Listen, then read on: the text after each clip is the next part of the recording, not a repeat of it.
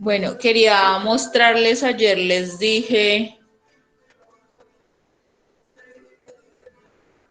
la hoja de recursos, entonces vamos a tener diferentes hojas de recursos, entonces de acuerdo a cómo necesiten el insumo, entonces pueden generar su hoja de recursos. Hay hoja de recursos materiales, vamos a tener la hoja de recursos tipo maquinaria y quería aquí, digamos que por la presentación que hicimos ayer, pues que pudiéramos revisar esta hoja de recursos, que es la que les he dicho que trabajemos. Entonces acá está el tipo de maquinaria, por ejemplo, la que trabajaron ayer los compañeros, ¿cierto? El bulldozer, la volqueta, la niveladora, la retroexcavadora, ¿cierto? Que debe tener su especificación, puede tener la marca, por decir algo, y el costo por hora de alquiler que hay que averiguarlo. Igual que el rendimiento. Entonces, este costo, digamos que es el que podemos averiguar dependiendo de los consumos que tenga o dependiendo de cómo esté en el mercado. Entonces vamos a tener esa hoja de recursos materiales, hoja de recursos de maquinaria, igual para personal, también vamos a tener una hoja de recursos de acuerdo a los rendimientos que se estén trabajando. Entonces, igual que esta, va a haber una hoja de recursos de personal, pues que acá diga de personal, y vamos a tener los tipos de cuadrilla, el costo de la cuadrilla y los rendimientos. Estos costos nosotros los podemos establecer, digamos que eso lo vamos a trabajar más adelante, pero los rendimientos sí se pueden conseguir en revistas como la Construdata, por ejemplo, en manuales del SENA, eh, en libros de construcción. Entonces, para que vayan generando esas hojitas que van a ser muy útiles para el ejercicio de los análisis de precios unitarios, que es, digamos, lo que vamos a hacer en la siguiente clase. Otro insumo que vamos a necesitar son las dosificaciones de los concretos, las dosificaciones de los aceros, y los pesos de los aceros, dependiendo del número de varilla que sea, y los pesos del alambre, dependiendo, vuelvo y repito, del número de alambre que sea. Generalmente se utiliza el número 18, pero tenemos tablas de alambres para que por favor puedan revisar el, el peso que ellos tienen por metro lineal, que generalmente es como encontramos nosotros esos pesos. Entonces, bueno, era algo que les quería decir para que por favor vayan revisando. De acuerdo al tipo de obra que nosotros tengamos, pues vamos a tener asimismo el tipo de maquinaria y el tipo de materiales requerido, ¿cierto? Entonces, digamos, les había dicho hoy a los compañeros, a Natalia y a José Aldemar, que trabajaran el tema de estructuras de contención. Ese tipo de presupuestos, pues es muy diferente al de la construcción de una vivienda. Entonces, ¿con qué propósito lo hago? Pues con que entendamos de que dependiendo del tipo de obra, pues yo voy a tener algunos recursos materiales, alguna maquinaria y algún personal que voy a tener disponible. Ustedes van a ir alimentando en la medida que lo requiera su hoja de recursos, la van a ir actualizando. Entonces, digamos que este insumo que ustedes desarrollan en Excel, pues si lo hacen bien les va a poder servir por siempre. La idea es que ustedes mantengan actualizando qué cosas, pues en la hoja de recurso, ese valor, y como este valor va a estar amarrado ya al análisis de precio unitario, ese análisis de precio unitario va a estar amarrado al presupuesto general, pues únicamente actualizando este valor, pues ya van a generar la actualización de su hoja de recursos, de su hoja de presupuestos. Entonces es importante que toda la disposición de los materiales esté actualizada, que coticen los materiales, que hagan sus hojas, para que con estas hojas de recursos actualizadas pues puedan actualizar sus análisis de precios unitarios. Y vamos a iniciar hoy con la presentación de interventoría. Ayer hablamos del personal, pero pues hay una compañera que tiene problemas, me dijo que le esperara un momentico, vamos a darle la esperita. Entonces, vamos a que Natalia y no sé cómo le fue con José Aldemar para que trabajen la presentación, que está más asociada con materiales y esto. ¿Pudieron trabajar, Natalia, con el compañero? Sí, sí, señora. ¿Sí? Entonces, Sí, señora. presentemos su exposición. No me presenté antes, como todos, pero bueno, está bien. Entonces la vamos a mirar, ¿vale? Mientras sí puede conectarse, pues la compañera que es la que tiene problemas.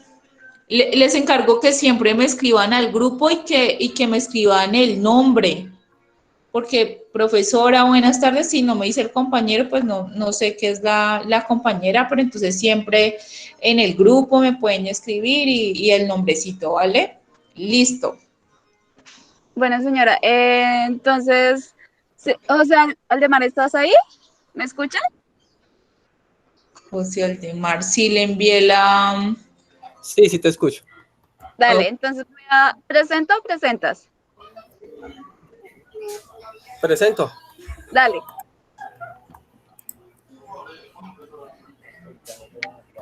Les encargo, ninguno me envió la presentación, ¿cierto?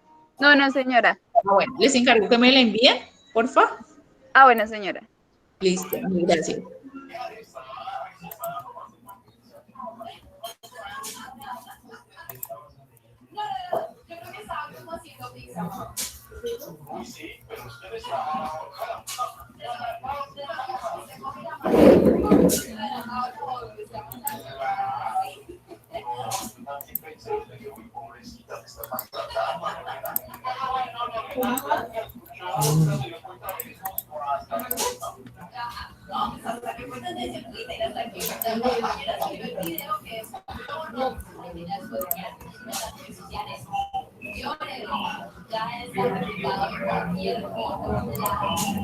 ¿Sí se puede ver? Sí. Listo. Bueno, voy a... Estoy hablando sin el micrófono, sí, señor.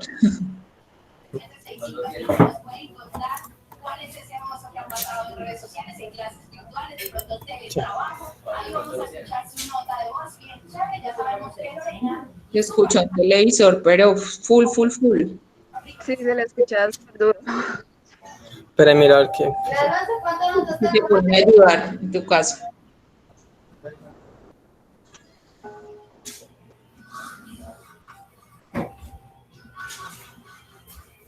¿Ya?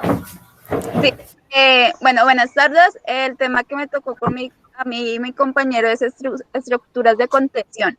Una estructura de contención constituye una construcción estructural de ingeniería cuyo fin es contener los empujes de tierra que pueda afectar a una determinada obra.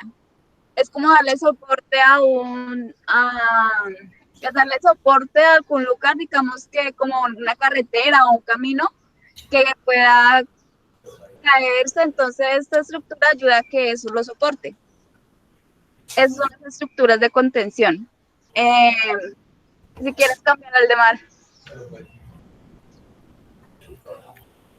Bueno, los muros de contención se utilizan para detener masas de suelo u otros suelos, manteniendo pendientes que naturalmente no pueden conservar.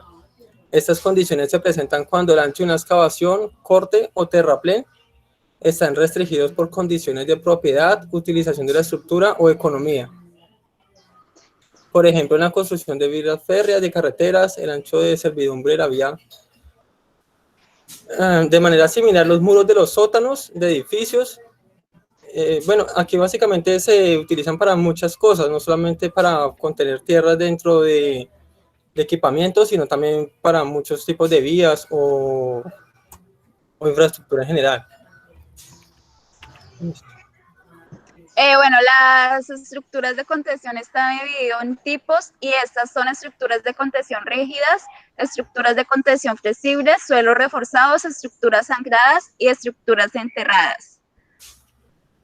Las estructuras de contención rígidas. Las estructuras son aquellas estructuras de contención cuyos movimientos son de sólido rígido, pero no presentan movimientos en el interior de la estructura, es decir, no se producen presiones con la misma. Por lo tanto, la ley de empujes viene influida exclusivamente por el valor, pero no por la forma, son los muros de contención en sí. Entonces, las estructuras de contención rígida también están divididas en tipos, y estos serían tipos concreto armado.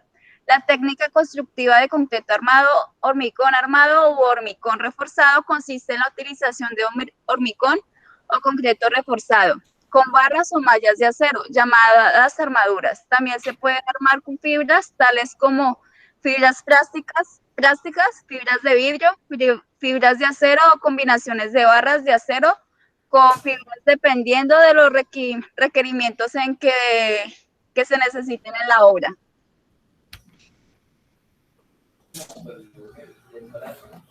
Las otras dos son concreto simple, es una mezcla de cemento por agregado fino, agregado grueso y agua. Esos son los materiales en los que está compuesto el muro, el cual no tiene ningún tipo de elemento de refuerzo o posee elementos menores a los especificados para el concreto de reforzado, ya sea vaciado en sitios o prefabricados, y cuyas características son una buena resistencia en comprensión, durabilidad, resistencia al fuego y maleabilidad. El último es el concreto ciclópeo.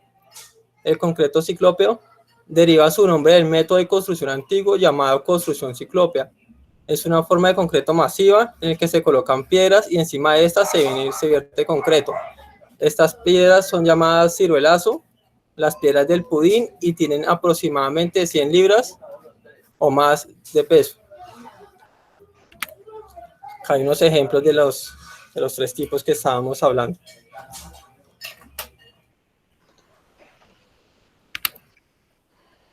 Bueno, las ventajas y desventajas de cada tipo, digamos, del concreto reforzado es que estos muros de concreto pueden emplearse en alturas grandes, superiores a 10 metros.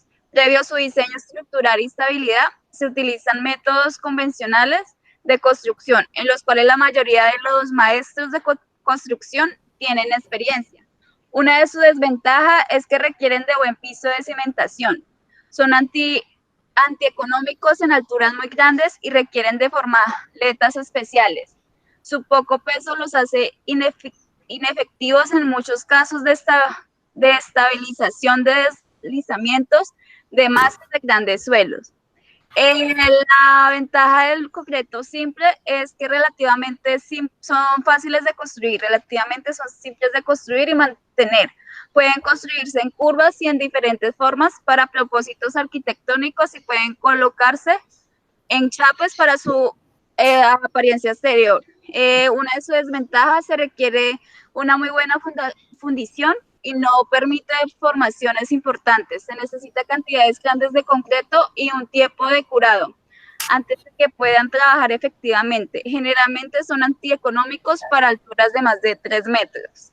La ventaja del concreto cíclope, similares a los del concreto simple.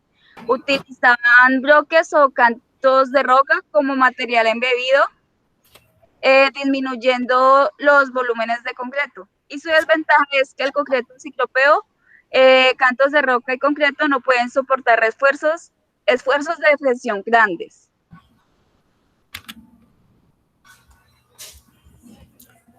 Las estructuras de contención flexibles. Existen dos, ya hablamos de las rígidas, ahora son las flexibles. Las estructuras de contención flexibles son aquellas en las que los movimientos del sólido rígido y los movimientos debidos a la flexión de la propia estructura se producen en porcentajes similares. Esta deformación hace que el movimiento de la estructura influya tanto en el valor como en la forma de la ley de los empujes sobre la estructura. Bueno, aquí habla sobre los tipos. Las pantallas son un tipo de estructuras de contención flexible de tierras utilizados habitualmente en construcciones de ingeniería civil. Más adelante tenemos algunos ejemplos. Entibaciones se crean mediante tablones de madera o elementos metálicos y placas cuadradas de dimensiones que rondan 1 metro por 1 metro. Hay también paneles de mayor dimensión ya montadas. Se emplean en zanjas o desmontes provisionales debido a la elevada flexibilidad de las entibaciones. Necesitan elementos de soporte o codales. Y ya más abajo existen algunos como grillas, gaviones, muros de llantas y muros de piedras, que ya son como más artesanales. Bueno, hay diferentes tipos de pantalla. Una de estas sería las tablestacas, que están formadas por elementos prefabricados. Estos elementos prefabricados suelen ser de acero, aunque también las hay de hormigón, vinilo, aluminio o FRP composite. No se debe confundir las tablestacas de hormigón con las pantallas de paneles prefabricados de hormigón, que suelen ser de dimensiones mayores. Estas tablestacas son un poco más pequeñas que las que están prefabricadas con hormigón. Pantallas de paneles prefabricadas de hormigón son un tipo de pantalla o estructura de contención flexible empleada habitualmente en arquitectura únicamente. Como su nombre lo indica, estas están constituidas de elementos de hormigón prefabricados con forma de paneles generalmente rectangulares para su colocación. Se ha de crear una zanja con unas dimensiones ligeramente superiores a las del panel prefabricado y posteriormente se introduce en la zanja del panel y se vierte pentonita o cemento alrededor para darle mayor unión y pues mejor acabado.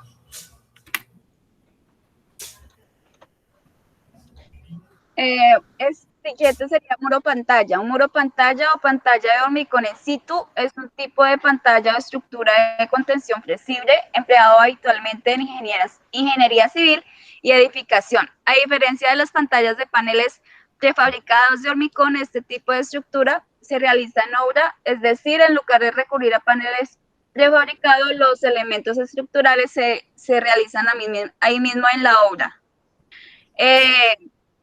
Se ejecuta vertiendo hormigón en el sitio. Las dimensiones de los paneles que conforman los muros pantalla son entre 1.5 y 5 metros de longitud y 26 a 150 centímetros de espesor. Cada elemento que conforma un muro pantalla trabaja independientemente y entre ellos presentan juntas que han de ser en estacas, evitar el paso de agua a través de las mismas. Y este es el sistema de soporte lateral de las pantallas. Esa es la imagen que estamos viendo.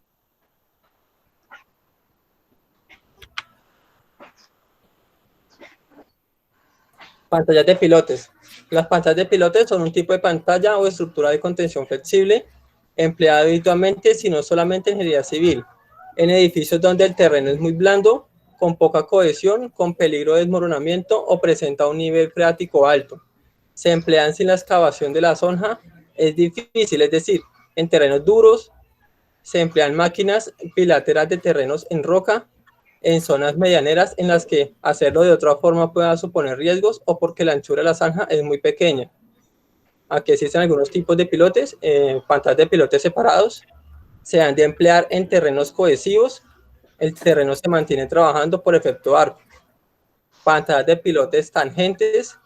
Se emplea si no hay problemas por el nivel freático. El nivel freático casi siempre es el mayor problema entre estos tipos de muros, ya sean duros o rígidos.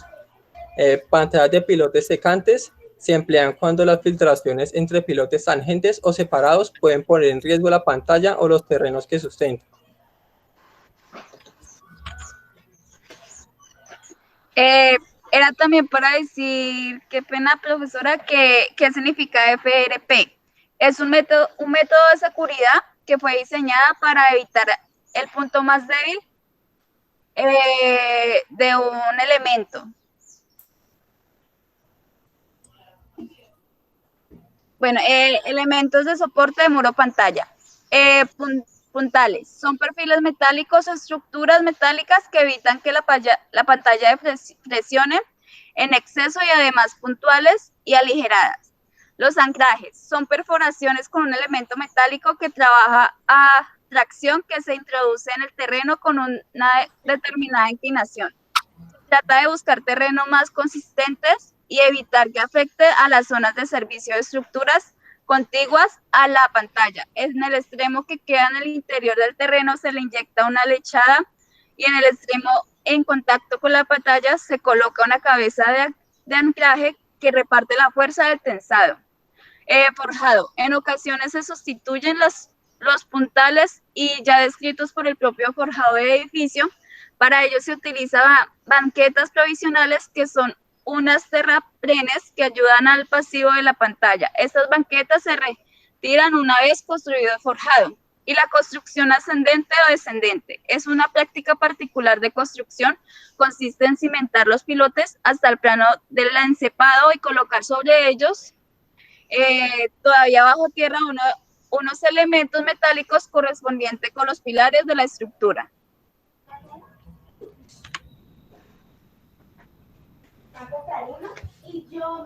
Estas son las imágenes de cada proceso, los puntales, el anclaje y el forjado.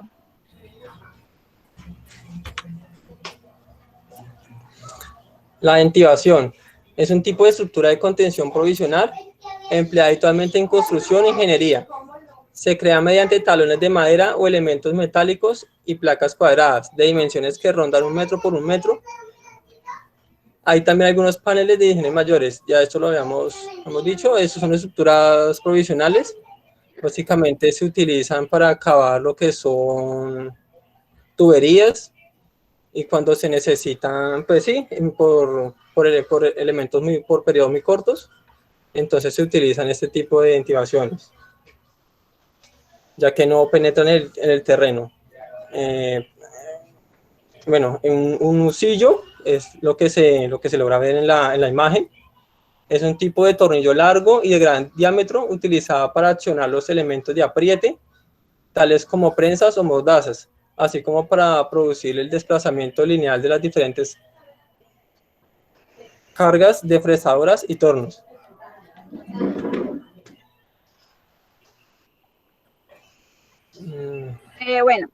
Otro de las construcciones flexibles son los cabiones, que sin ingeniería los cabiones consisten en una caja o cesta de forma prismática, rectangular, rellena de piedra o tierra, de mimbre o mallas metálicas de acero inoxidable o hierro galvanizado con bajo contenido de carbono.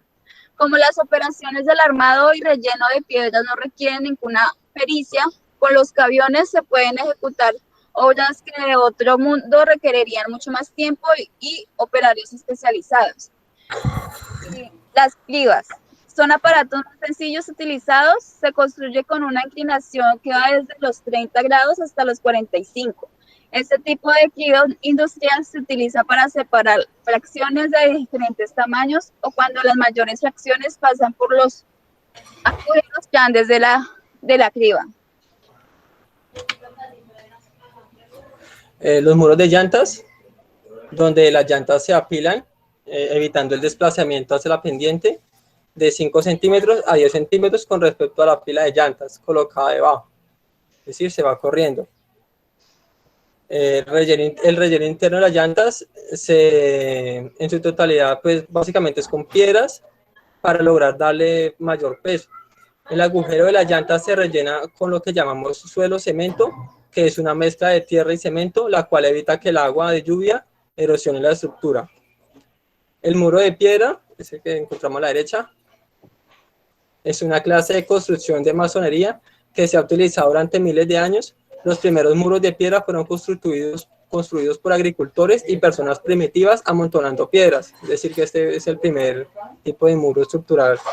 Se podría decir, ¿no?, que el primer tipo de muro estructural. Posteriormente se utilizó mortero y tiza, especialmente en la construcción de murallas, castillos y otras fortificaciones. Bueno, estas son las ventajas y desventajas del muro de estructural flexible. Los cañones, fácil alivio de presiones de agua, soportan movimientos sin pérdida de eficiencia, es de construcción sencilla y económica. Una de sus desventajas es que las mallas de acero galvanizado se corroean fácilmente en ambientes ácidos. Por ejemplo, en suelos residuales de granito se requiere cantos o bloques de roca, los cuales no necesariamente están disponibles en todos los sitios al amarre de la malla y las unidades generalmente no se le hacen un buen control de calidad. La ventaja de la griva, simple de construir y mantener, utiliza el suelo en la mayor parte de su volumen, utiliza elementos prefabricados, los cuales permiten un mejor control de calidad. Su desventaja es que se requiere de un material granular, autodrenante, puede ser costoso cuando se construye un solo muro por la necesidad de prefabricar los elementos de concreto armado. Generalmente no funciona en alturas superiores a 7 metros.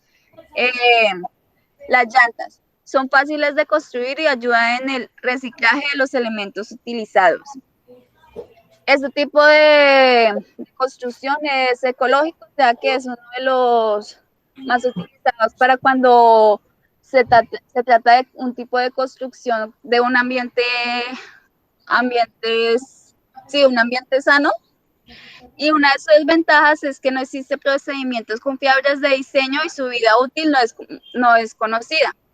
La de piedra, son fáciles de construir y económicos cuando hay piedra disponible. Como dijo mi compañero, pues esto fue uno de los principales muros de contención construidos, pues, ya que se hacía desde los tiempos medievales. Y que su desventaja requiere la utilización de bloques o cantos de tamaño relativamente grande, o sea que su transportación es un poco complicado debido a que se requieren de piedras bastante grandes para realizar este muro.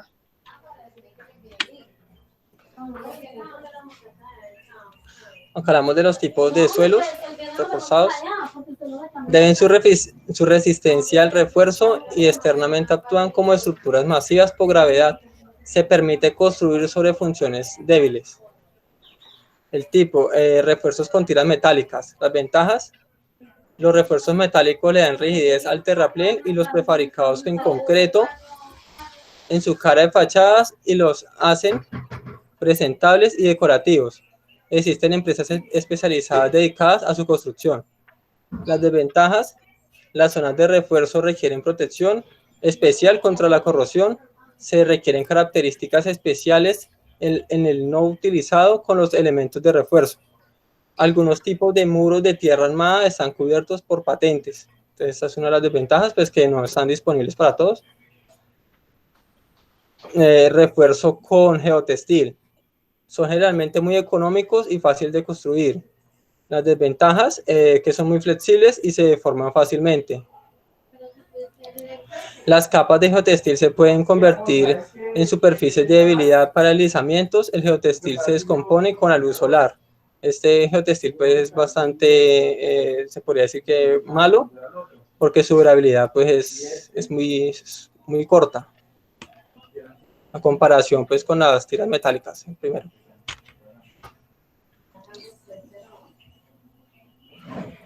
Este es el último, refuerzo con malla, pues le da cierta rigidez, la ventaja al terraplén, y las capas no constituyen superficie de debilidad, el efecto de anclaje es mejor. La desventaja es dependiendo del material constituido, la malla puede descomponerse o corroerse. Es el principal, es inconveniente, el mismo que el geotextil. Tiene una durabilidad menor.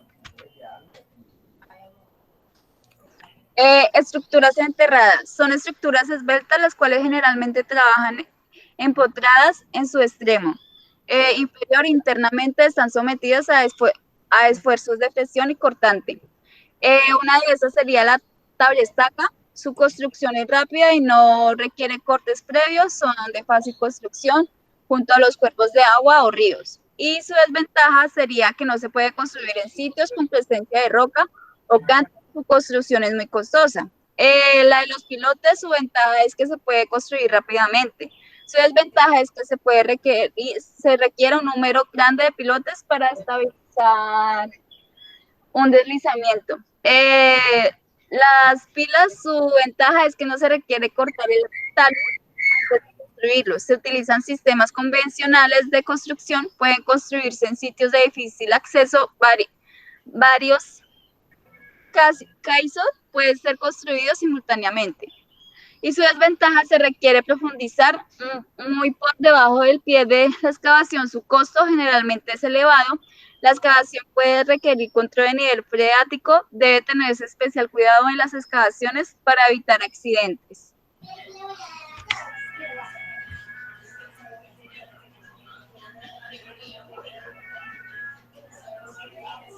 Acá tenemos algunos ejemplos. Okay. Para hablar. Estructuras ancladas. Se colocan varillas o tendones de acero en las perforaciones realizadas con taladro. Posteriormente se inyectan con cemento para evitar pues, que ingrese la humedad. Anclajes y pernos individuales. La ventaja es que permite la estabilización de bloques individuales o puntos específicos dentro de un macizo de roca. La desventaja es que pues, puede sufrir corrosión. Muros anclados. La ventaja es que se pueden construir de forma progresiva de arriba hacia abajo a medida que se avanza en el proceso de excavación. Permiten excavar junto a edificios o estructuras. Permiten alturas considerables. La desventaja es que los elementos de refuerzo pueden sufrir corrosión en ambientes ácidos. Se pueden requerir un mantenimiento permanente, tensionamiento con frecuencia, se pueden robar las tuercas y elementos de anclaje. Para su construcción se pueden requerir el permiso del vecino, su construcción es muy costosa. Esas son las desventajas.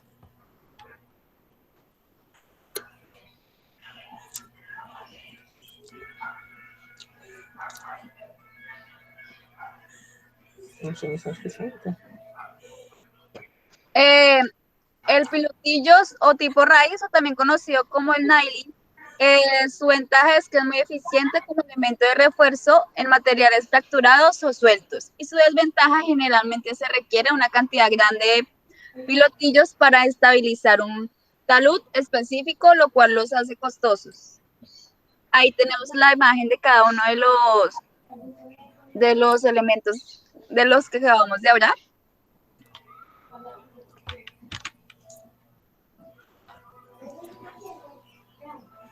Y estos son los principales tipos de muros de contención que tenemos. Muro de gravedad, muro hincado, muro de gravedad armado o muro de contención anclado. Sí. ¿No? Sí, dale. No. Bueno, estas son como las partes que constituyen un muro. Pues acá habla especialmente de la puntera, que es la parte que digamos que toda la parte, lo que es la puntera, el tacón y el talón, lo que hacen es evitar el deslizamiento de la masa de tierras, haciendo fricción con el suelo. Aquí habla que un muro sin puntera es de uso poco frecuente en las edificaciones prevalentes de hoy, ya que pues este es como la parte de la estructura que más trabaja con el suelo y la que más evita que se deslice el muro. Un muro sin talón se usa cuando el terreno del trasdos, es decir, la parte de atrás, la de la masa de tierra, es de propiedad ajena. En ese caso, el muro, además de los inconvenientes técnicos que esta forma comporta, arrastra otros asuntos de tipo constructivo. El terreno podría no estar drenado, la impermeabilización del trasdos no suele ser posible, por tanto la impermeabilización del muro será difícil de garantizar y resulta complejo evaluar el empuje del terreno. Pues ya como el terreno no es nuestro, entonces es imposible como hacer este tipo de cosas. Bueno, en cuanto al tacón, se prescindirá de él cuando no exista problema de deslizamiento. Pero pues casi siempre sugieren hacerlo.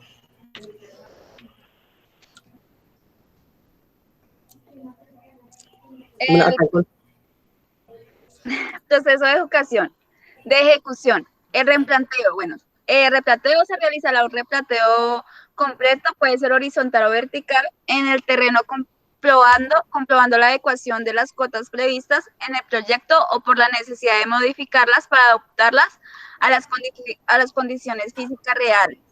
Se realizará la excavación de la cimentación y del terreno del trados del muro en los casos de desmonte, manteniendo los taludes adecuadamente al tipo de terreno, incluso la incorporación de banqueos para mantener las debidas condiciones de seguridad. La cimentación, pues se podría decir que esa es la parte más importante, ya que es la que va a garantizar la transmisión de esfuerzos al terreno con los márgenes de seguridad. Pues esos márgenes me imagino que los hará el ingeniero. Se comprobará una vez realizada la excavación que el terreno se ajusta a las características previstas, debiendo ser eliminado o sustituido en los casos que no se cumplan. La cimentación suele ser de hormigón en masa o armado, o de componentes granulares debidamente compactados. El drenaje, pues siempre es importante evacuar el agua que se pueda acumular en la zona del trasdos del muro, en la parte de atrás del muro. Se recomienda realizar un drenaje en dicha zona que incorpore un colector inferior de recogida y fieltro geotextil entre el colector y el material granular de relleno para la contención de pinos. Allí se puede ver más o menos en la imagen la utilización pues de este tipo del drenaje, que casi todos los muros, por no decir que siempre es necesario tener este tipo de drenaje. Colocación de sillares. Una vez realizado el replanteo de colocación, la primera hilada de sillares sobre la cimentación, guardando especial cuidado en la alineación y nivelación de las piezas. De acuerdo con las recomendaciones del fabricante, el relleno del drenaje y del terreno del trasdo se irán realizando por toncadas, coincidiendo con las hiladas del muro. El terreno de trasdo se compactará adecuadamente para no incidir en la estabilidad del muro. Colocación de los refuerzos. Los refuerzos, cuando son necesarios, se colocan en varios niveles entre las hiladas, extendiéndose en el trasdos del muro dentro de la masa del suelo reforzado, la longitud necesaria. Suelen configurarse en forma de mallas de materiales plásticos, sintéticos, textiles, acero, etc., que deben ser colocados de acuerdo con las instrucciones del fabricante. Este es el último paso, la coronación del muro y del terreno. El muro se puede coronar con las mismas piezas que el resto de las hiladas o incorporar piezas especiales. Pues es como la parte, digamos que la parte más débil, ya que es la que está en contacto con la primera capa del suelo. Entonces pues en ocasiones se utiliza otro tipo de material más duro o con un mejor acabado. El drenaje y el relleno compactado deben quedarse unos 30 centímetros por debajo de la resante final, rellenando este espacio con un terreno de baja permeabilidad para reducir todo lo posible las filtraciones, canalizando incluso las posibles aguas para evitar que se discurran por la cara exterior del muro. Se recomienda también cubrir superiormente la capa de drenaje con un fieltro geotextil para evitar su colmatación. Allí podemos ver pues un ejemplo y las partes que nombramos anteriormente.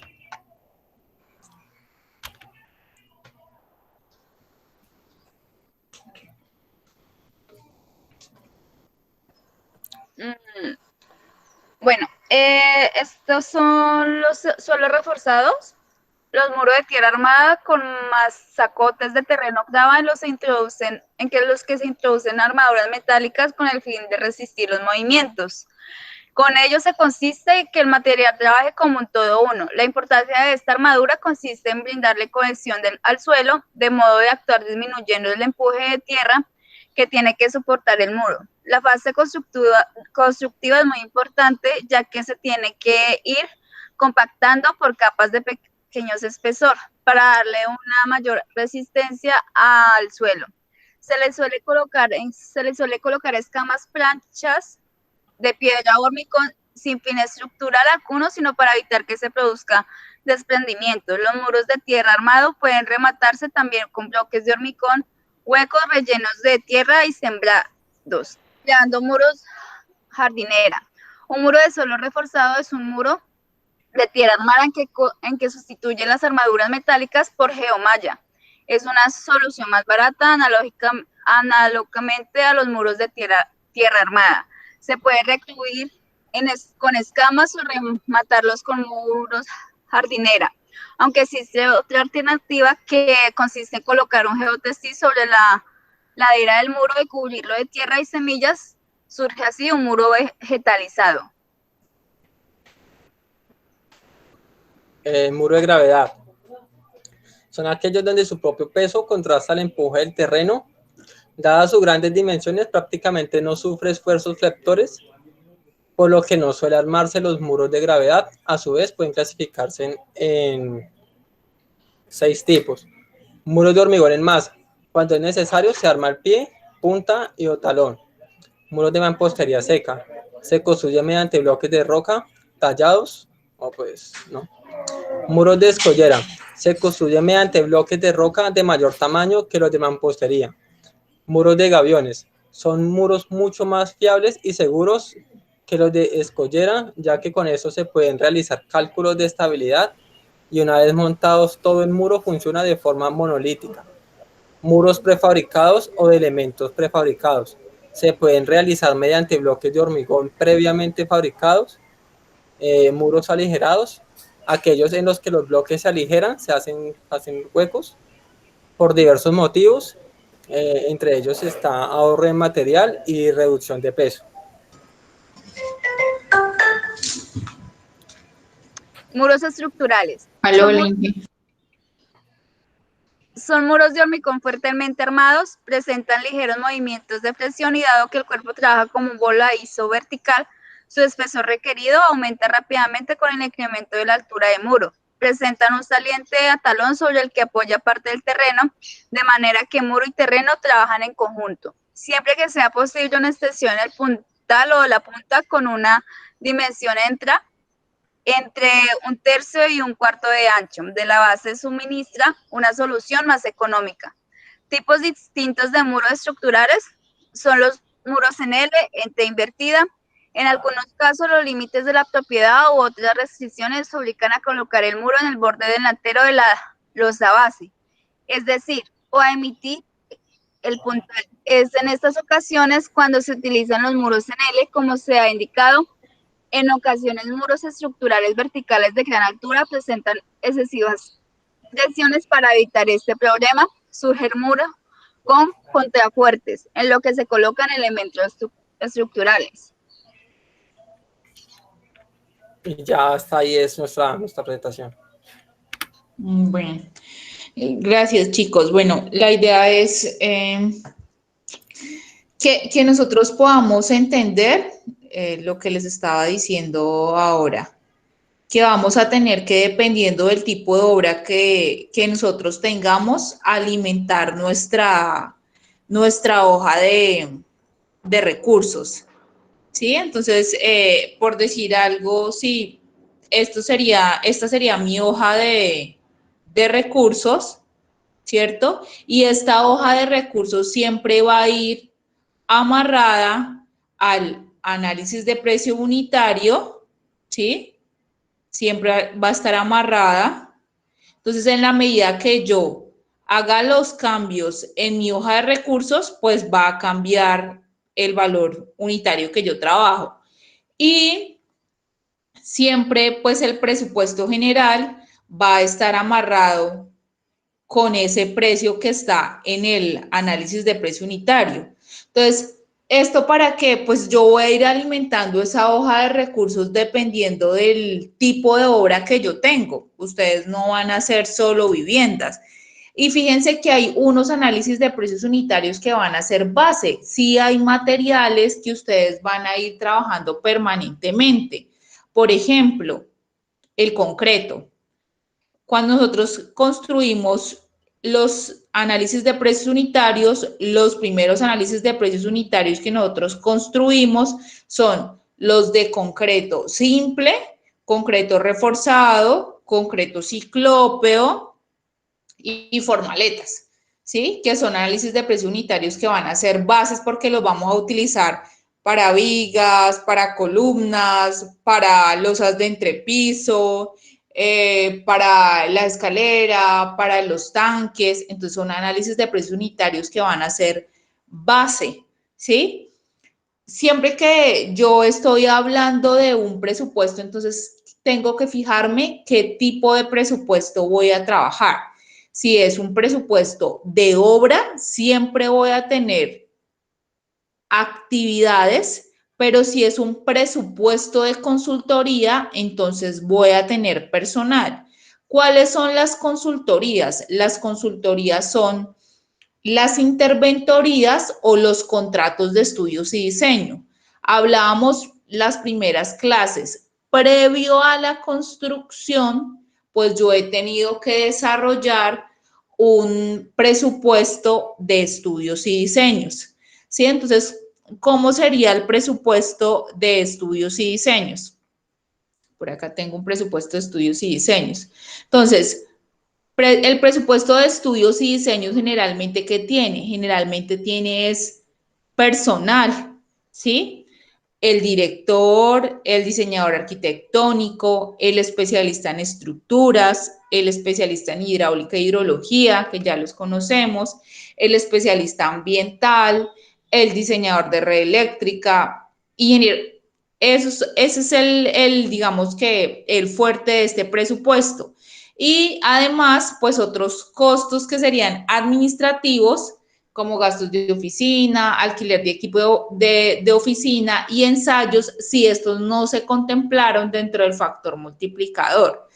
Otra cosa importante que hay que decir es que en cuanto al IVA, en un presupuesto de obra, el IVA se cobra solo sobre el costo indirecto de utilidad, mientras que en los presupuestos de consultoría, el IVA se cobra sobre el valor total del presupuesto.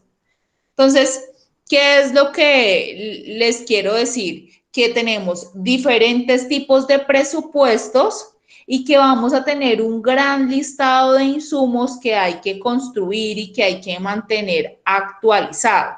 Entonces, hojas de recursos como la de los materiales, que ya les había acá, hoja de recursos de materiales, que ¿qué va a tener?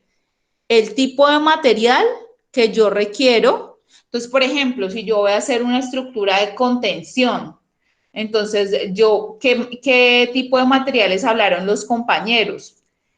Estructuras de contenciones en concreto, ¿cierto? Entonces, arena, grava, agua, cemento Portland, concreto ciclópeo, piedra media zongo, piedra redondeada y concreto de 2500 PSI. Entonces voy a tener diferentes resistencias, tablestacas, entonces voy a tener que cotizar este tipo de elementos, geotextiles, formaletas, ¿sí? Entonces, de acuerdo a la unidad que yo trabaje, pues entonces ese va a ser mi valor unitario. Entonces, la unidad, ¿qué puede pasar? Por ejemplo, en este caso es esmalte de señalización, que generalmente es con lo que señalizamos pues las vías o para poder hacer la localización y replanteo. Entonces yo coloco un esmalte de señalización para saber dónde va a ir mi trazado, para marcar los ejes de los muros y para marcar los puntos donde hay intersecciones entre muros, ¿cierto? Entonces yo puedo trabajar este esmalte de señalización en galón, ¿cierto? Pero puede que la presentación de este esmalte de señalización no venga por galón, sino viene por un cuarto de galón. ¿Yo qué voy a hacer? Pues hago la conversión y voy a colocar el valor aquí de un galón, ¿cierto? Pues un cuarto va a multiplicar por 4. Entonces siempre voy a colocar acá es el valor que yo necesite. Por ejemplo, el acero. El acero, si yo lo cotizo, viene varilla de 6 metros, pero yo el acero lo necesito es por kilo. Entonces, yo para determinar el valor del kilo de acero, pues lo que voy a hacer es multiplicar por el peso y dividirlo en los metros que tiene ese acero, porque si vienen varillas de 6 metros, yo únicamente necesito 1 metro, porque el peso del acero viene por metro. Es entonces la otra cosa que les digo, hay que buscar las tablitas de resistencia. Yo creo que todos las conocen. En cuanto a concretos, las tablitas de peso en cuanto al número de alambre y las tablitas de peso en cuanto al calibre del alambre. Número de acero, perdón, calibre del alambre y la resistencia de los concretos, o bien sea la resistencia de los morteros que nos van a servir para los pañetes o para la pega, ¿sí? Entonces, dependiendo del tipo de obra que yo tenga, pues entonces voy a tener diferentes tipos de insumos, diferentes tipos de materiales, personal requerido, pero la estructura del presupuesto de obra y la estructura del presupuesto de interventoría siempre va a ser la misma. El presupuesto de obra va a estar constituido por una cantidad de actividades, ¿sí? Por ejemplo, la compañera mencionaba pues que es necesario hacer localización y replanteo. Si yo voy a construir un muro en concreto ciclópeo o un muro en gavión, ¿cierto? Hubiera sido bueno que nos hubieran mostrado un presupuesto ejemplo de ese tipo de estructuras de contención. Y bueno, va a haber localización y replanteo, entonces siempre va a haber un capítulo de preliminares, va a haber excavación porque también hay cimentación, lo mismo va a pasar en una vía, cualquier tipo de estructura, van a haber concretos, ya depende entonces, van a haber obras de drenaje, entonces si ven que la base va a ser la misma, ¿sí? La base que yo requiero va a ser la misma. Pueden haber menos capítulos, pero en ese sentido siempre la estructura va a tener materiales con los que yo voy a construir la APU, personal y maquinaria y equipo. Entonces vamos a revisar el presupuesto de interventoría que nos van a mostrar los compañeros, que es la siguiente presentación. ¿Sí está? ¿Ya está? Vamos a hacer la pregunta. Vamos a hacer la pregunta mientras los compañeros están ahí alistándose. Vamos a preguntar, ¿cuál es una ventaja de las estructuras de contención rígidas?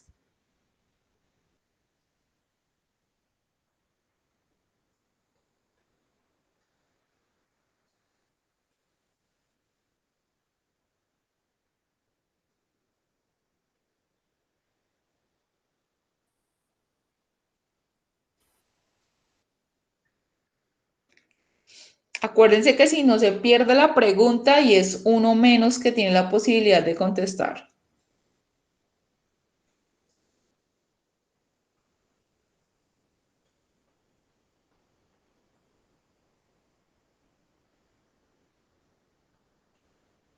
Bueno, a ver, los expositores que los vi leyendo, mucho. Esta respuesta de Juan David Forero Mallorquín, pueden emplearse en alturas grandes. ¿Qué dicen? Natalia y Aldemar.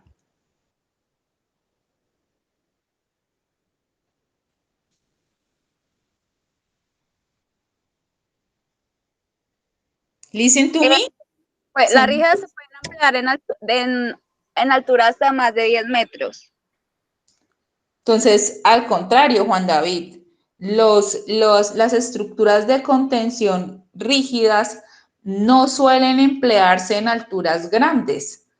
¿Por qué? Porque es que una estructura entre más pesada es menos estable, ¿sí?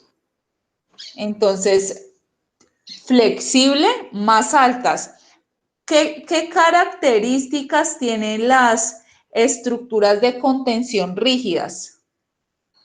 Juan Felipe Calderón está bien, pero Juan Felipe ya había contestado.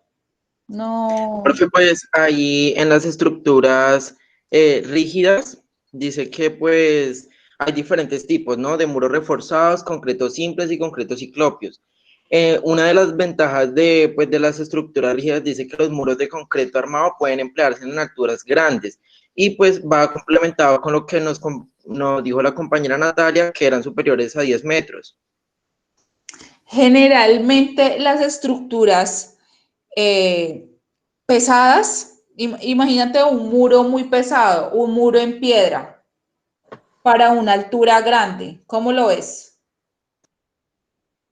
¿Cómo se puede comportar en cuanto a la estabilidad? A un muro en concreto reforzado más esbelto.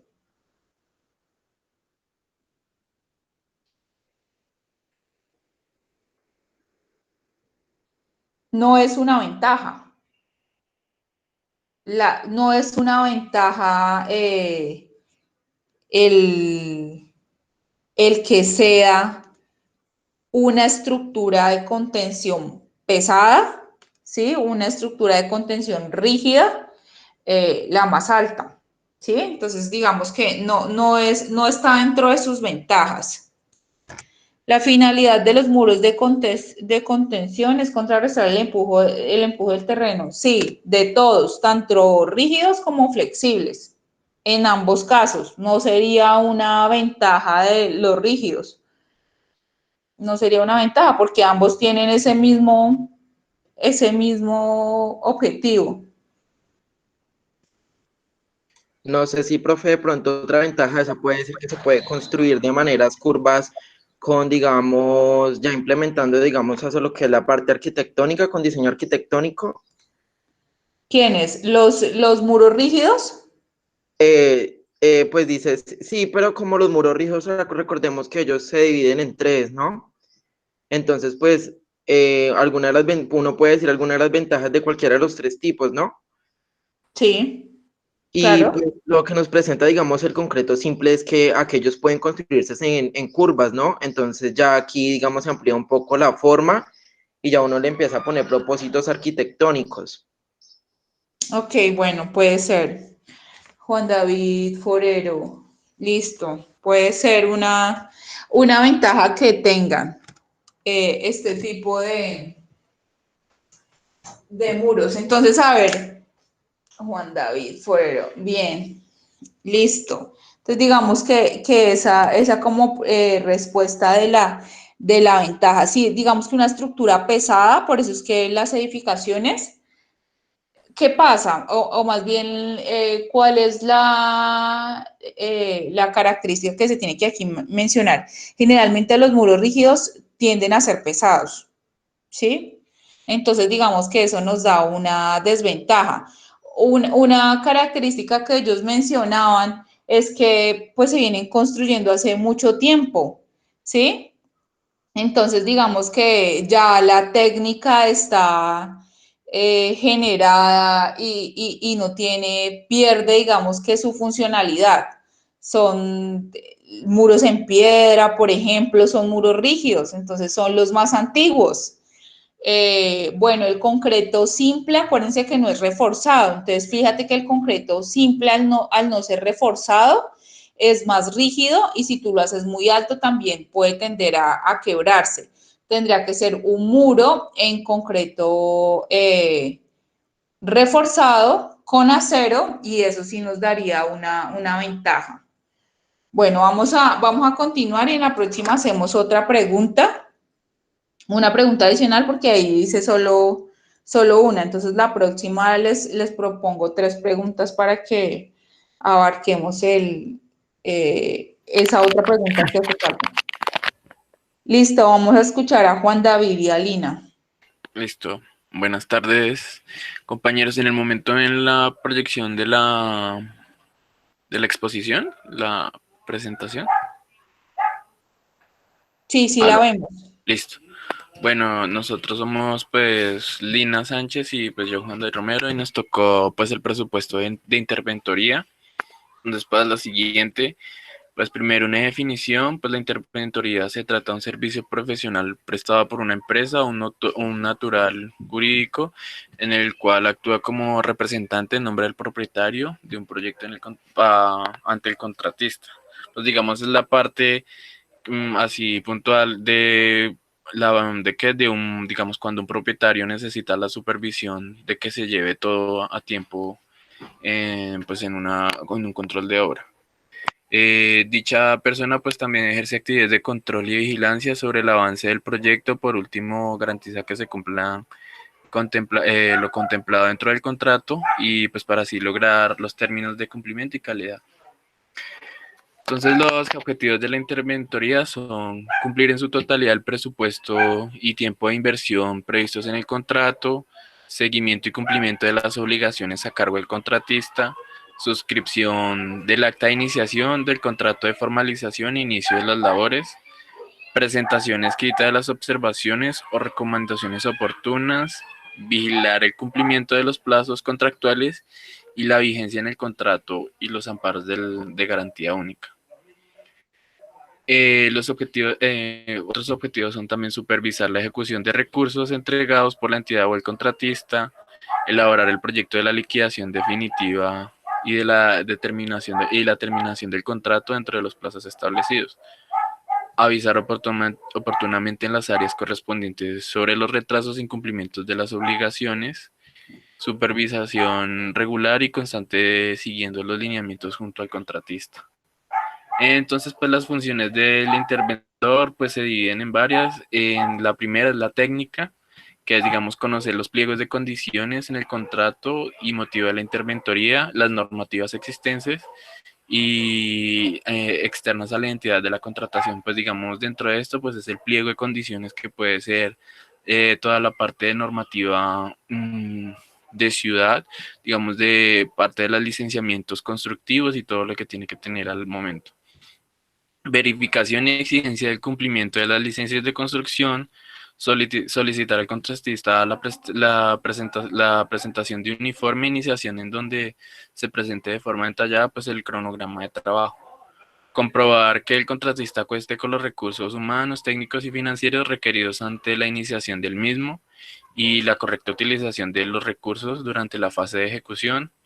Evaluar el avance de los resultados del contrato y la comparación con el cronograma previsto. Estas son las funciones técnicas. Las siguientes son las administrativas, pues presentar informes de aspectos específicos, ya sean técnicos o financieros administrativos, cuando las condiciones del contrato lo ameriten. Pues digamos, esto se especifica cuando se desea saber, digamos, por un informe si la obra va a un 70, un 30%, entonces se establecen ciertos cortes establecidos dentro de un contrato, pues para ver cuánto porcentaje del contrato se ha ejecutado y cuánto es el que falta. Suscribir con el contratista las siguientes actas, que son iniciación de contrato, reuniones de interventoría, suspensión del contrato, reanudación del contrato, adición, modificación del contrato o de arrendamiento y determinación del contrato. Pues como por el mismo nombre los indica, pues iniciación de un contrato, las reuniones es pues para ver el porcentaje de ejecución respecto al proyecto, suspensión pues es en caso tal de necesitarse por algún factor ajeno a la obra o que influya en él. Y lo mismo después de la suspensión, pues se inicia el de reanudación del contrato, adición o modificaciones dependiendo si se necesita dependiendo de un imprevisto, si se necesita modificar o añadir algo más al contrato respecto a la construcción, y pues contrato de arrendamiento en caso tal de que se necesite un espacio físico pues para la parte administrativa de este. Lo otro es exigir al contratista tomar las medidas por solucionar los problemas específicos referente al contrato, como son retrasos en el cronograma de ejecución del contrato e incumplimiento del objetivo y la calidad insatisfactoria de los productos. Pues digamos, este control se hace más operativo, es en los cortes establecidos, digamos, de ejecución de obra. Otro más, controlar la vigencia de pólizas que respaldan el contrato y requieren el contratistas para la ampliación de las mismas que estén próximas a vencerse. Digamos, estas son las pólizas de estabilidad o seguros contractuales que pues deben de estar vigentes en la hora. El interventor debe estar consciente de esto y pues de estar pendiente de que los contratos, las pólizas no se vayan, digamos, no se llegue a trabajar fuera de los días después de vencido el contrato por pólizas o algo así, para evitar cualquier problema jurídico o legal. Estudiar las necesidades o adiciones, modificaciones del contrato, y ya que sea permitente, y tramitar dichas modificaciones o adiciones. Estudiar las necesidades de adiciones o modificaciones del contrato en el caso que se permite tramitar dichas acciones, pues ya las nombradas anteriormente.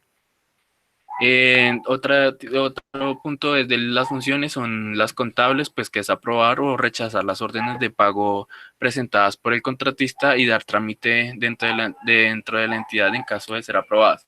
Pues digamos, en caso tal de cuando el contratista necesita algún adelanto o necesita más dinero para la parte del ingreso en material para un proceso constructivo, pues se debe consultar y se enfatiza en esto. Mantener al día la contabilidad del contrato de términos de recursos invertidos, recursos por intervenir y comparación con el presupuesto del contrato. Vigilar el mantenimiento y la adecuación contractual en caso de que se altere y proponer pues trámites y las medidas necesarias. Pues digamos, esto se refiere más cuando hay que hacer adiciones al contrato o adiciones presupuestarias de dinero para la parte de un contrato. Y como tal, pues entonces se englobaría la interventoría en estos 8 aspectos, que es el técnico, el contable, el económico, industrial, el administrativo, el aspecto legal, el aspecto ambiental y pues el de aseguramiento de calidad. Y pues son el diagrama de procesos. Este es el diagrama de procesos para el cálculo del presupuesto. Pues primero se tiene que investigar como los métodos de remuneración, pues son los tipos de pago que se deben generar en el sentido de cuánto está establecido el salario mínimo, la parte de los pagos de prestaciones de servicios. Después de esto es la encuesta, pues puede saber cuántos datos se necesitan y tabular los datos. Ahora, Lina. Bueno, primero quiero decir que los diagramas de procesos que están aquí nombrados y también sobre la información de cómo se realiza la tabla son datos que fueron sacados de interventorías de Bogotá, Bucaramanga, pero entonces no tuvimos la oportunidad de mostrar cómo decía la interventoría en Ibagué. Entonces, pues por eso son métodos de estas ciudades. Voy a hacer una introducción de estos métodos. Primero, un método de remuneración. Entonces, una pequeña introducción es que en este método se determina calcular el presupuesto de interventoría empleando ya sea el factor multiplicador o el sistema de tarifas del ministerio que se ajusta al mercado. Entonces, ahí cuando hablo del ministerio, no sé si, pues no tengo muy seguro si habla de la ciudad o el país como tal. La segunda, señora. ¿Cuándo habla de qué? Del sistema de tarifas ajustado al mercado. Ah, debe ser del municipio. La encuesta se trata de la encuesta del mercado local, pues para los diferentes profesionales y el personal técnico que va a participar dentro de una interventoría. Entonces, en esta encuesta se van a conocer salarios, costos directos e indirectos y oportunidad que tienen en los mercados. El tercer paso sería la tabulación de datos. En este paso se basa en las tablas de tarifas del ministerio que ya existen. Y estos costos y valores están con respecto al mercado, como ya mencioné anteriormente. El cuarto paso, que es la hoja de cálculo, es, como dice ahí, una hoja existente que va a definir el mercado de los equipos, los ensayos y herramientas necesarias para una interventoría. También incluye el factor multiplicador en esta hoja de cálculo. El quinto sería el análisis del personal requerido. En este paso, según el tipo de obra, se va a definir qué personal se necesita, ya sea para tamaño, localización, duración o costos en el proceso constructivo. El contratista analizará y definirá el personal del mercado. Y por último, que sería el último paso, es el presupuesto formato suministrado. Entonces, es la hoja en la tabulación de datos, la hoja electrónica, y este presupuesto lo tendrá como resultado de la interventoría detallada, ya teniendo el personal requerido, costos y el factor multiplicador, y el valor que pues otorga el factor multiplicador. Bueno, va ya como una descripción más profunda. Primero, el método de remuneración. Antes de hablar del factor multiplicador, se va a ver este método y definirlo. Entonces, ¿qué es? Se trata de un método que determina cómo recibe el trabajador los pagos y otras compensaciones por las tareas que él va a desempeñar en una empresa o en un trabajo. Y ya con respecto al factor multiplicador, sale acceso de un contrato de interventoría que va a cubrir los costos administrativos de la firma. Aquí no están nombrados, pero voy a decir qué tipos de factores, qué tipos de métodos de remuneración se utilizan acá en Colombia. Tales métodos son... Perdón.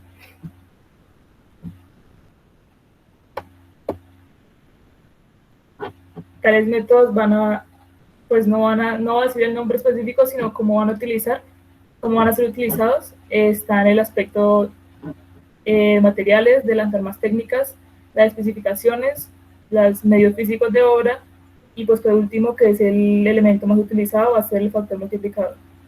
Esos aspectos de costos incluyen los costos de personal, las prestaciones sociales, los costos indirectos de la compañía, que luego van a ser explicados, y los honorarios. Bueno, puede pasarlo.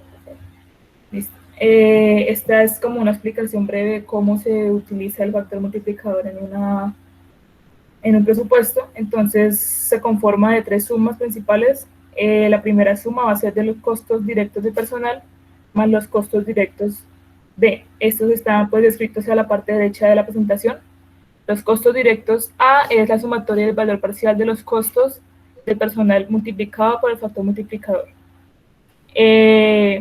Los costos directos B son la sumatoria del valor parcial de los costos directos que ya se obtuvieron. Esto va a pues otorgar C.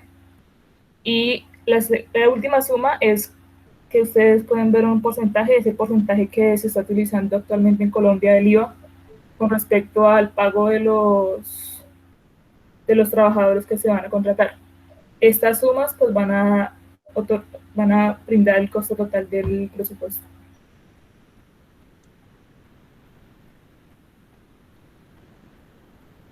Los elementos que van a conformar el cálculo de interventoría son 4. Como mencioné anteriormente, los costos directos, que están conformados por ensayos, informes, equipos de cómputo, transportes, campamento. El segundo, que es el personal, que pues va a ser la selección de personal técnico, administrativo, auxiliar técnico y especialistas, que pues va a depender si la persona o el contratista lo requiere. El tercero es la determinación de otros costos directos, que pueden ser equipos complementarios, complementaciones de transportes, ensayos complementarios en laboratorios si se hacen falta o son necesarios, y dotación de oficinas si igualmente son necesitadas o hacen falta. Y por último, el elemento que conforma el cálculo de interventoría son las primas regionales, el valor de las horas extras de los trabajadores y la duración de la interventoría, ya que eso se puede extender o puede disminuirse. Con respecto a los elementos que conforman el cálculo de la interventoría, existen igualmente unos pasos, y en esos tenemos el primer paso. Antes de terminar el presupuesto, va a ser establecer el alcance del proyecto de la interventoría según el alcance de la obra. El segundo es definir características del personal.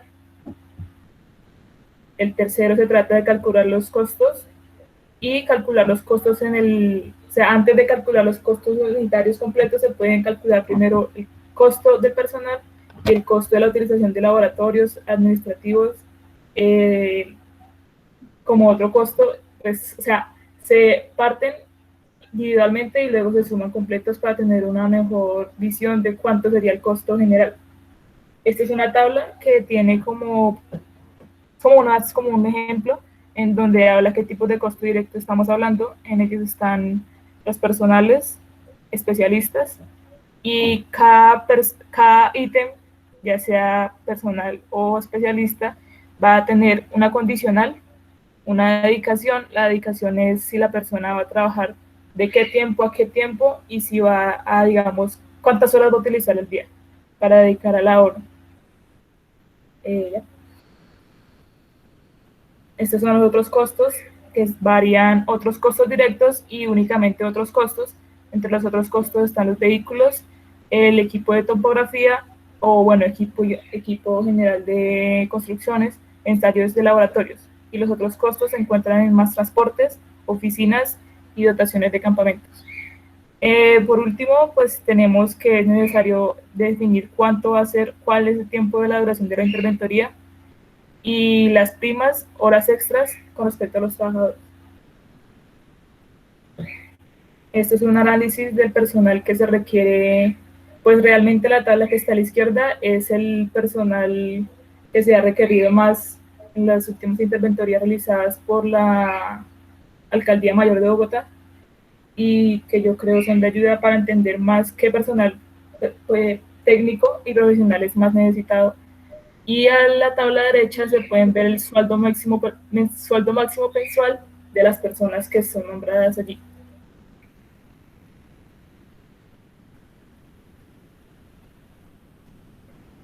Igualmente los sueldos máximos personal para el personal administrativo y para el auxiliar técnico. Estas tablas no muestran pues detalladamente cuáles son el personal administrativo o el personal técnico, sino más cuáles son los más contratados para la obra de presupuesto de interventoría.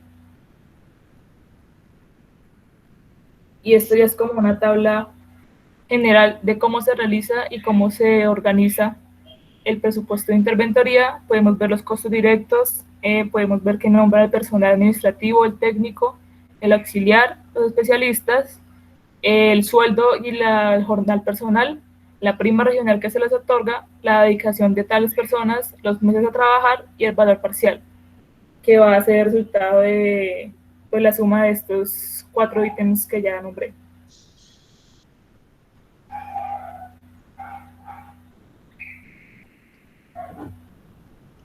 Y ya, creo que nos falta más. ¿Listo? Ya.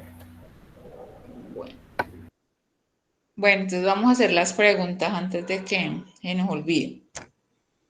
Funciones de la interventoría. 3. Los que faltan, porfa.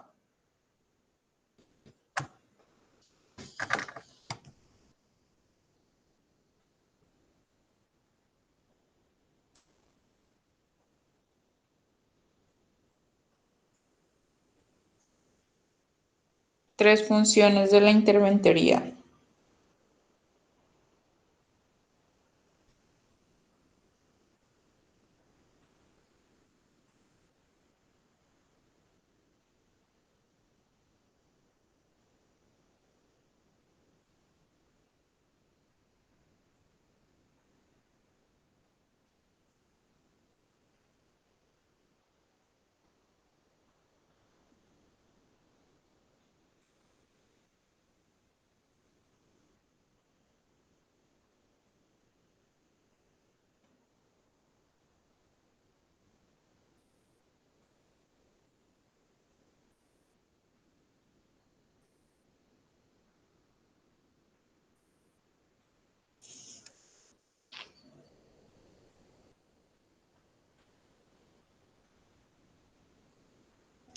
A ver, los compañeros que expusieron. Dice Ginette, que fue la única que contestó, evaluar avance, ver condiciones de pliegos y ver las pólizas en la parte administrativa. ¿Qué dicen? ¿Está bien? Yo creo que está pues muy general, pero pues sí como toma la idea, mejor dicho. O sea, en vez de haber dicho evaluar avance, no sé si hubiera sido mejor decir cómo se va a evaluar tal avance. Entonces sería presentando los informes. Bueno, listo. Bueno, sí, yo lo veo bien. Pues realmente la interventoría lo que hace es un seguimiento, ¿no? Todo el tiempo. Bueno, porque si no me salgo de las preguntas. 3 aspectos que considera el factor multiplicador. Claro. Sí, está bien la pregunta, ¿no? ¿Sí me la entiendes, Lina? Sí, tres Señora, aspectos que abarca el factor multiplicador. Sí, creo que sí está claro.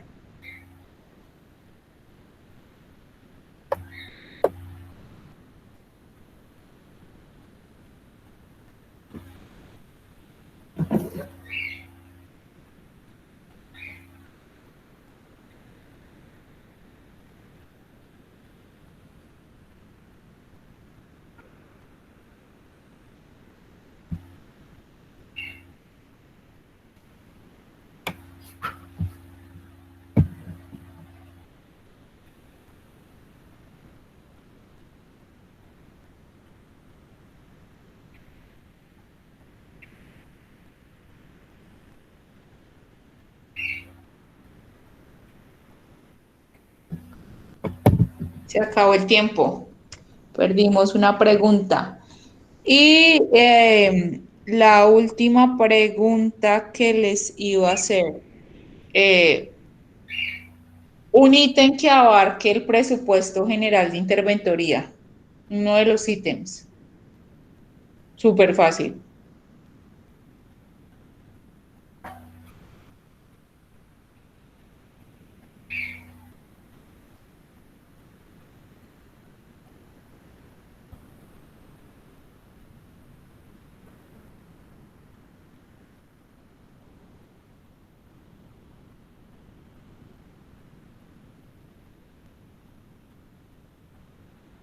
No, Lina, no pusieron cuidado, ¿sí vio?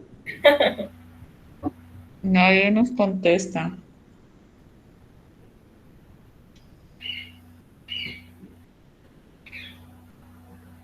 31. Bueno, profe, creo que Ginette respondió.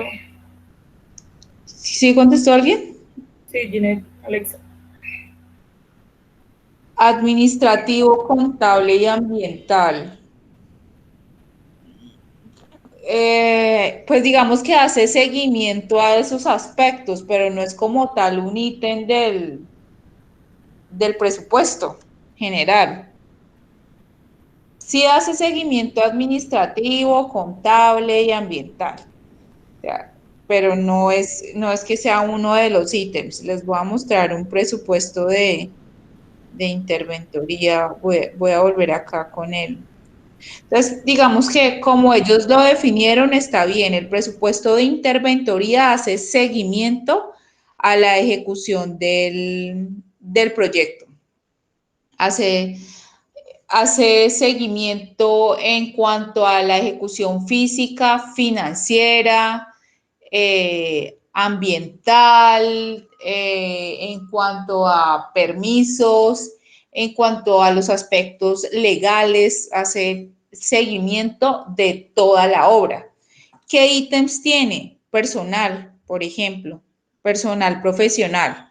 Entonces, digamos, en este que es un presupuesto que está muy sencillito, tiene un director general que puede ser un ingeniero o arquitecto. Ellos hablaban de el, el salario, digamos que en Colombia nosotros no tenemos establecidos unos valores por categoría o por cargo. Eso depende del tipo de proyecto en el que se esté trabajando. El residente de interventoría, que también es un profesional, ingeniero o arquitecto que está al 100% haciéndole el seguimiento al proyecto. Entonces ahí es donde hay algo importante que ellos mencionaron, y es que es necesario o indispensable establecer el plazo o la duración del proyecto. Y otro aspecto que yo les mencionaba ayer también es el porcentaje de dedicación. Bueno, una pregunta que podrían hacerse es, ¿cuándo hay interventoría? ¿En qué momento? Realmente debería ser en todos los proyectos de construcción. Debería haber una interventoría que le haga seguimiento a la obra. ¿Qué pasa? Que es más relevante o es más común verlos en los presupuestos o en los proyectos de obra que contratan entidades estatales. Entonces, la entidad estatal, ¿qué hace? Contrata tanto la obra como la interventoría. Pero esto no quiere decir que no esté reglamentado que se realice la interventoría de todos los tipos de proyectos de construcción. ¿Qué pasa cuando es independiente? ¿Cierto? Sería la pregunta que uno sería, bueno, por ejemplo, las constructoras tienen interventoría, deben tener. Es decir, el dueño del proyecto, él debe contratar tanto la obra como la interventoría. Generalmente la empresa, Torreón, la que sea, pues debe, él generalmente subcontrata los grandes capítulos, subcontrata cimentaciones, subcontrata mampostería, subcontrata acabados y tienen dentro de la estructura de su empresa también unos profesionales que realizan la interventoría, es decir, que hacen seguimiento a esos subcontratistas. Y suelen tener también personal supervisor que apoya el ejercicio de esa interventoría. El supervisor es más como el garante de la entidad, ¿sí? La interventoría tiene la responsabilidad de que la obra se ejecute con las cantidades que se pretendía o en la planeación, ¿cierto?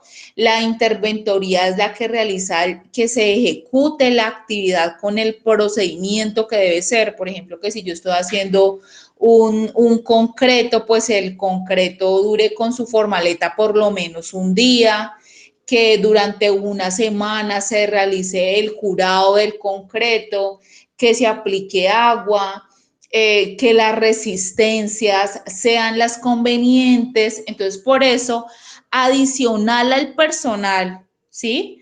Que es el director, el residente, un inspector que puede ser como un maestro, un técnico en obras civiles, un topógrafo que mire que esté bien alineados los muros, que el muro tenga la longitud que debe ser, que estén bien espaciados las tuberías, que por lo menos tengan 1 metro de distancia entre sí, que la instalación hidráulica tenga los espaciamientos que debe ser para que después no se tenga que romper. O sea, son los que hacen el seguimiento técnico, por ejemplo, esas actividades que les acabé de mencionar.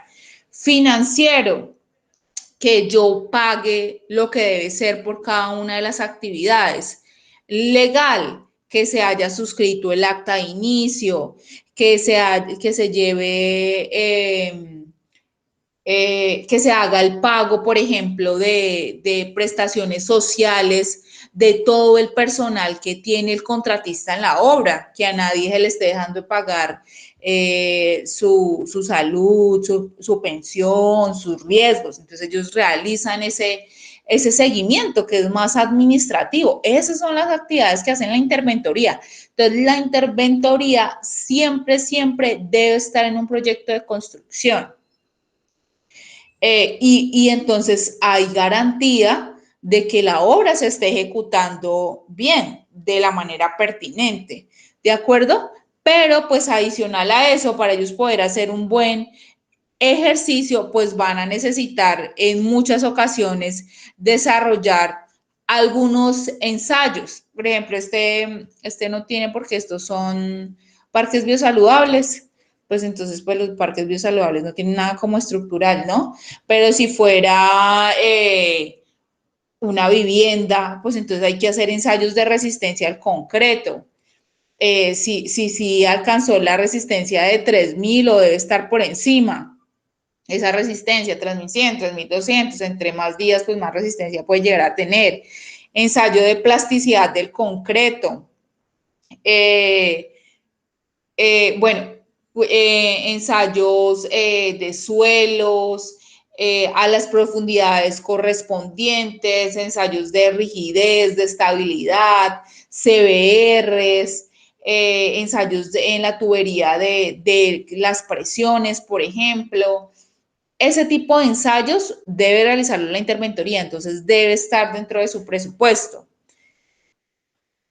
¿Cuál es el factor multiplicador? Que era el que nosotros preguntábamos ahorita. Si ven que este presupuesto de interventoría no tiene costos indirectos, los costos indirectos ya habíamos hablado que es la administración, los imprevistos, la utilidad. ¿Qué pasa? Acá simplemente está el pago que yo le hago a los profesionales, el porcentaje de dedicación, que es el porcentaje de dedicación, cuánto voy a ocupar ese profesional por cada mes.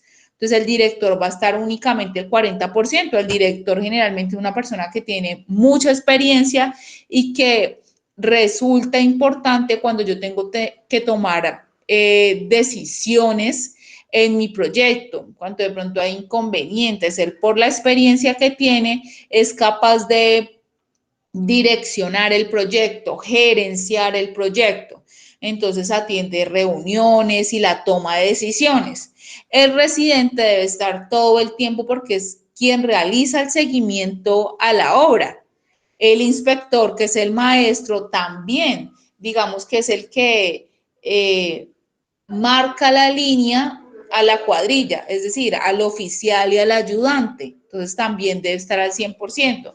Y el topógrafo en este tipo de proyecto, eso es variable, pues está un 20%, ¿de acuerdo? De pronto en la etapa inicial, pero fíjense que está durante 4 meses, igual que este inspector, y estos están durante todo el tiempo.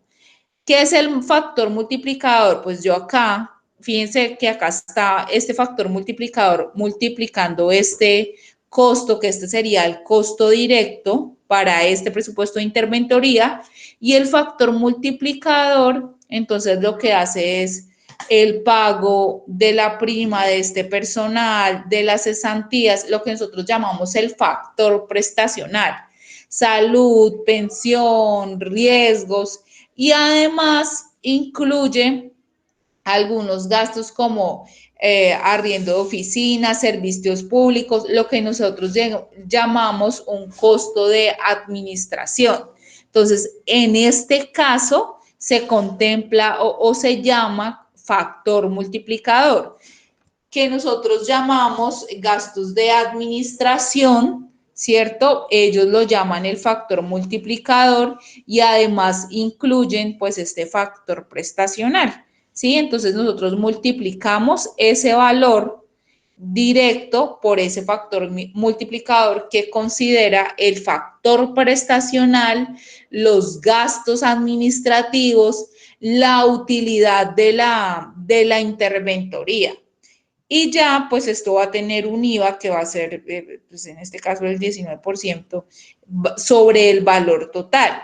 No así en los proyectos de obra. ¿Por qué? Porque en las obras los materiales ya tienen el IVA. Entonces, otra cosa que ustedes tienen que tener en cuenta, en esa hoja de recursos que ustedes coloquen acá, pues estos valores que ustedes mencionen deben tener incluido el IVA, porque nosotros no lo desglosamos, estos valores deben tener incluido el IVA, y yo digo también que deben tener incluido el costo de transporte, para que no sea sino en casos excepcionales donde nosotros coloquemos el valor del transporte, valores excepcionales, por ejemplo, en el retiro, ¿sí? Que yo no conozco, de pronto tengo dificultad en saber en qué cantera voy a estar trabajando.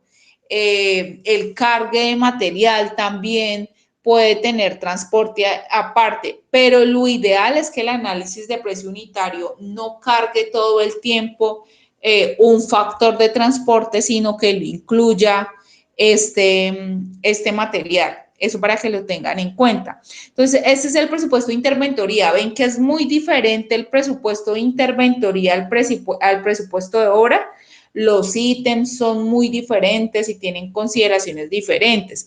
Igual que el presupuesto de estudios y diseños. ¿Cuál es el presupuesto de estudios y diseños? El que yo hago antes de saber cuál es el presupuesto de obra, o sea, el que yo hice al inicio, cuando no tenía planos, cuando no tenía estudios de suelos, cuando no tenía un diseño estructural, cuando no tenía nada de eso. Entonces, ¿cuál es mi presupuesto de consultoría? Personal que me haga el levantamiento, un personal que me haga estudio de suelos, un personal que me haga el diseño estructural, que me diga cuáles son las especificaciones de las columnas, el personal que me diga cómo van a ir las instalaciones hidrosanitarias, ¿sí? este es un presupuesto de consultoría también muy diferente al contrato de obra, que va a tener también la dedicación, que es cuánto tiempo yo requiero este profesional en mi proyecto. El plazo, cuánto tiempo van a durar esos estudios y diseños para yo poder generar. Vean este acá, ingeniero y arquitecto de campo, presupuestos, programación. ¿Qué hace este ingeniero arquitecto? Él desarrolla el presupuesto, ¿sí? ¿Cuánto va a estar durante los 2 meses? Porque él va a tener que hacer el presupuesto dependiendo de lo que genere el estructural, el hidráulico, bueno, el ambiental no. Bueno, sí, el ambiental lo que hace es un plan de manejo ambiental, ¿no? Entonces habrá que cotizarlo, el de la red eléctrica, entonces el ingeniero, el arquitecto de presupuesto y de programación, pues coge todos estos insumos para poder hacer el presupuesto. Entonces esto es desde la etapa previa, está al 100% durante 2 meses, ¿sí? Que es lo que dura esta consultoría. También tiene un factor multiplicador, que es el factor prestacional de todas estas personas y los gastos de administración, ¿sí? Gastos de oficina, acá se contemplaron aparte, no se incluyeron dentro del factor multiplicador. Alquiler de equipo de topografía, camioneta campero, también que es mensual, lo consideraron acá, y algunos ensayos que se requieren para poder diseñar, esto es que un escenario deportivo, ¿cierto? Entonces hubo que hacer algunos ensayos de suelo, bueno, no dice específicamente, dice perforaciones a mínimo 6 metros de longitud, esto es un estudio de suelos, y bueno, este dice que es un global, es como algo adicional, un ensayo que tuvieron que hacer, de pronto hay una parte del terreno que no está muy firme, entonces bueno, tuvieron que hacer un estudio como a más profundidad, pero vean que aquí están los ensayos. Y bueno, el IVA, también el IVA sobre el costo directo. Entonces, esos son los tipos de presupuestos que hay, presupuestos de obra, presupuestos de consultoría, y dentro de la consultoría están los estudios y diseños y están las interventorías para que lo tengamos claro. Bueno, creo que nos hace falta una exposición, pero ya no alcanza el compañero. Entonces, no sé si alcanzas, ¿cómo se llama el compañero?